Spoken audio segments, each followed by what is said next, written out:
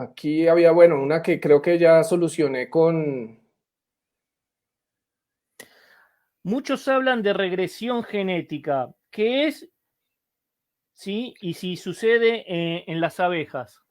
Correcto. Entonces, ahí, digamos, habría dos formas de ver un poco la regresión, y esta también es una pregunta que alguien nos había hecho en Facebook, y es la selección o la regresión, digamos, hacia abejas puras por los métodos de absorción.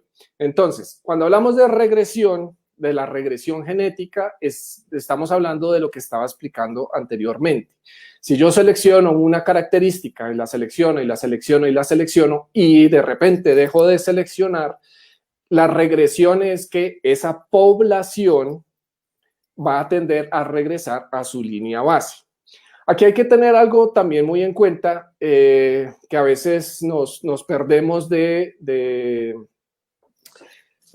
foco, y es que, por un lado, la genética de las abejas es más compleja que digamos, de la mayoría de los animales domésticos, porque normalmente es el cruce de una hembra con un macho, que cada uno contribuye el 50% y tal, y pues en las abejas tenemos el sistema haplodiploide, en donde los machos no están contribuyendo con el 50% de la información genética, sino con el 100%.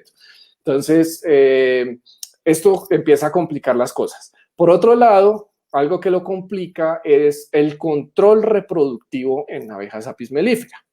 Y por eso en apis mellifera los procesos de selección, a no ser que se use inseminación instrumental, son muy difíciles, porque pues ya todos sabemos que una reina sale a fecundarse en el aire con una población de zánganos que pueden ser de nuestras colmenas, de otros apiarios, o de otros apiarios de otros apicultores, o de enjambres que están en el medio y de los cuales nosotros no tenemos control sobre ellos. Por lo tanto, los procesos de selección y mejoramiento en abejas, si se hacen de forma de la selección normal por fecundación natural, son muy, muy lentos. Para yo poder acelerar los procesos de mejoramiento genético en abejas apis mellifera, yo tendría que usar inseminación instrumental. Lo que pasa es que eso, y creo que eso es una duda que tiene la gente también, y es por qué no arrancamos todos a inseminar. Y la respuesta es que es un método costoso, por un lado, y por otro, requiere un manejo específico que se da para procesos precisamente de investigación o de mejoramiento y selección, y no es una técnica viable para producir reinas fecundadas en masa para distribuir en nuestros apiarios. Entonces, en general, la inseminación o el control reproductivo muy específico que podemos tener en apis mellifera va a ser específicamente para producir nuestras madres, que van ahí sí de pronto a tener una contribución genética de la característica que nosotros estemos seleccionando mucho más concentrada, o mucho más centrada en exactamente lo que nosotros queremos, y va a producir una progenie que se va a fecundar en el aire, y es la que nosotros vamos a usar en nuestros apiarios. Perfecto. Acá me están preguntando por Twitter. Desde el punto de la genética, no te hablamos desde el punto de vista del productor. ¿Los linajes europeos son más o menos productivos, tanto en miel como en polen? Bueno, eso, digamos, si lo comparamos con abejas africanizadas, entramos en una discusión complicada, porque ¿en dónde estamos hablando? ¿Estamos hablando en Colombia o en otro país? Y si estamos hablando, por ejemplo, en Colombia, estamos hablando en Sabana de Bogotá, estamos hablando en los llanos orientales, en la costa atlántica. Va a ser muy específico. Ahora, entre las razas europeas puras también hay diferencias productivas. Y si nosotros cogemos, digamos, la línea base de producción de miel de las abejas italianas en Italia, de donde salieron las abejas Apis mellifera ligustica, y las trasladamos a una parte de Estados Unidos, la diferencia productiva va a ser diferente, porque el ambiente no es el mismo. Si esas mismas italianas nos las llevamos a Colombia, que no lo deberíamos hacer, pero si no, a modo de ejemplo, nos las llevamos a Colombia, la producción va a ser diferente.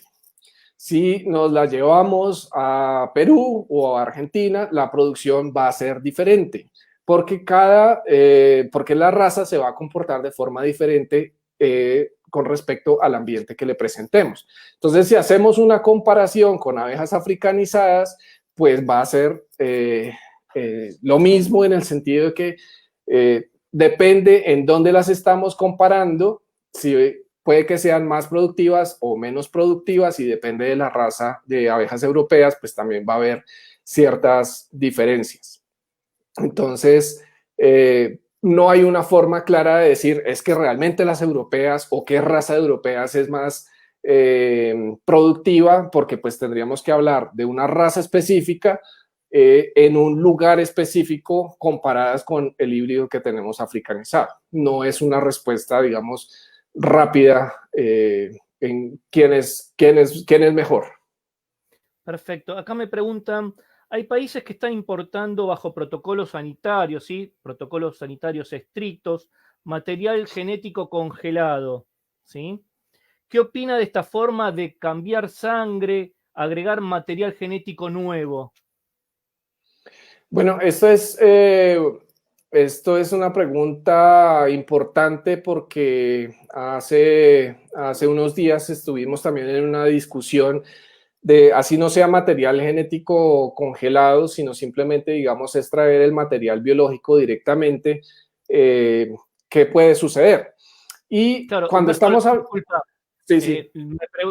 seguramente, porque el que pregunta es de una cabaña, debe ser que al ser congelado hay protocolos de cuarentena y protocolos de calidad que se deben asegurar entre países. Por eso creo, por la pregunta que me hace este productor que se dedica, digamos, a la exportación. Por eso te hice esa salvedad y te interrumpí, te pido disculpas porque en material vivo el tema de virus y otro tipo de enfermedades puede ser mucho mayor que cuando hablamos en el tema de material congelado, ¿sí? Más precisamente semen de zángano. Correcto.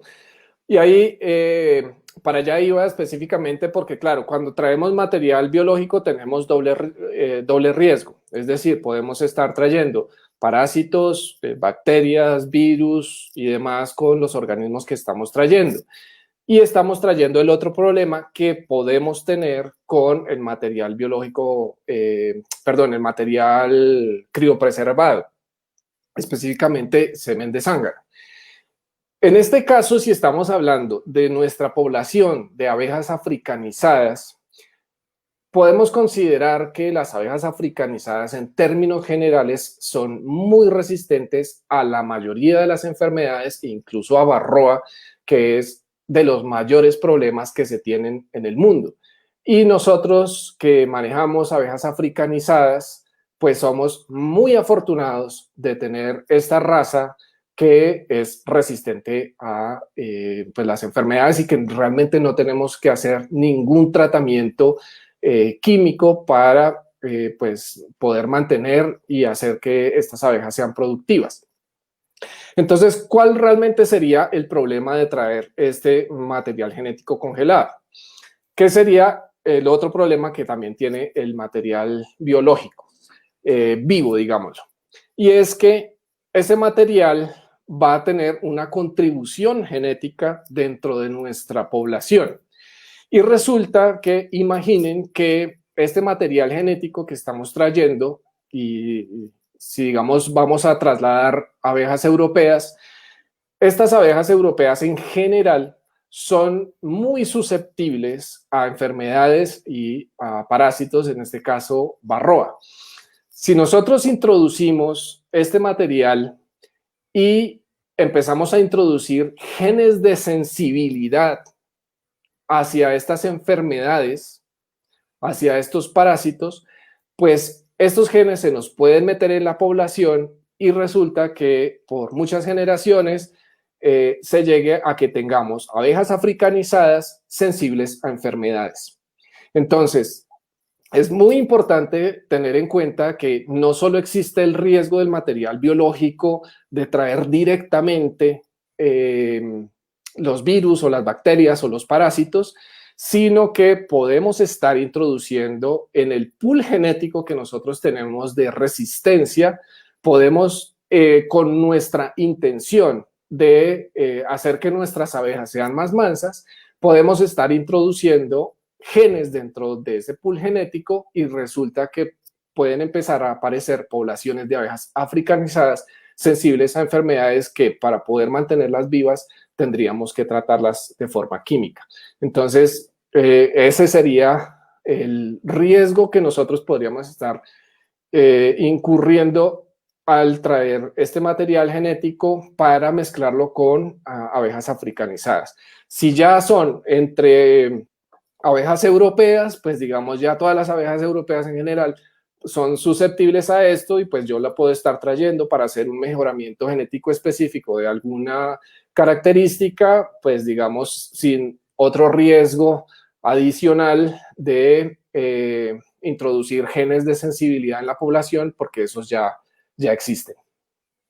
Bueno, me están explotando también hasta los grupos de WhatsApp que tiene Apicultura Sin Fronteras y me dicen, en muchos lugares escuchamos la palabra raza pura, híbrido, mestizo, criollo, ¿sí? Raza de la zona.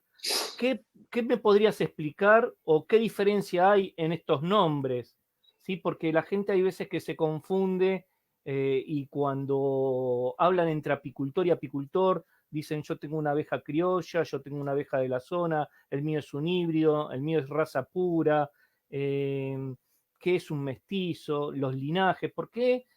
Si te puedes tomar unos minutitos para explicar cada palabra, porque la idea de hacer este Zoom número 12 era que podamos irnos todos con un lenguaje internacional y con un mejor lenguaje para no confundirnos, porque ya al comienzo de tu charla dijiste que había bastantes términos que confundían la africanización con africanizada o con un grado de abeja defensiva, pero tampoco llegaba a ser africanizada.